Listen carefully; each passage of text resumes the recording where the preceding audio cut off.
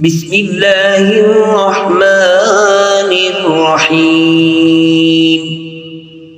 هل اتاک حدیث الغاشیہ بھلا تم کو ڈھانپ لینے والی یعنی قیامت کا حال معلوم ہے؟ وجوہ یومئذ خاشعہ اس روز بہت سے منہ والے ذلیل ہوں گے، عاملۃ ناصبۃ تصلی نارا حامیہ سخت محنت کرنے والے تھکے ماندے دہکتی آگ میں داخل ہوں گے، تسقى من عین آنیہ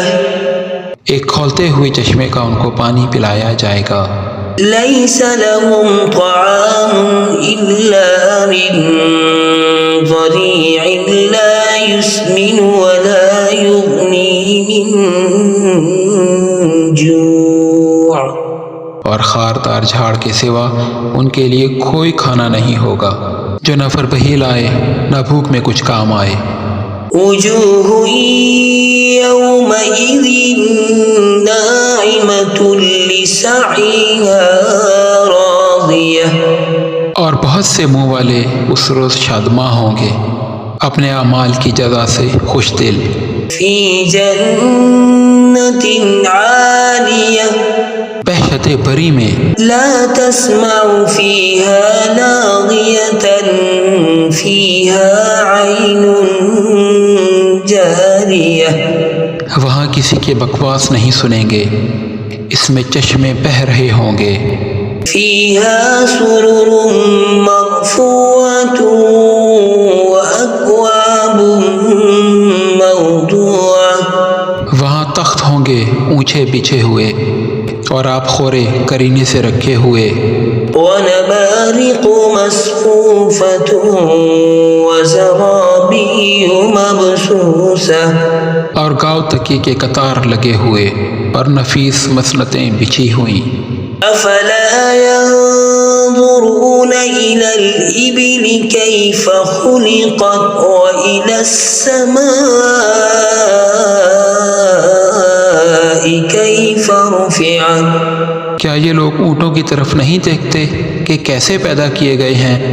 اور آسمان کی طرف کہ کیسا بلند کیا گیا ہے، وإلى الجبال كيف نصبت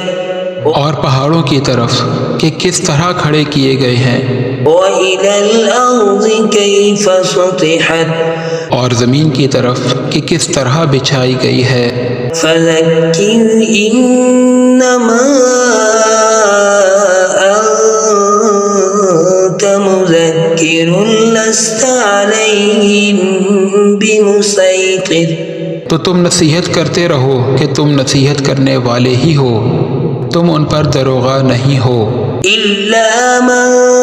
تولى وكفر ہاں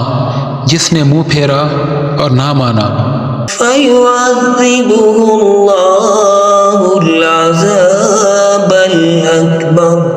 تو اللہ اس کو بڑا عذاب دے گا، إن إلينا إيابهم بے شک ان کو ہمارے پاس لوٹ کر آنا ہے، ثم إن علينا حسابهم پھر ہم ہی کو ان سے حساب لینا ہے۔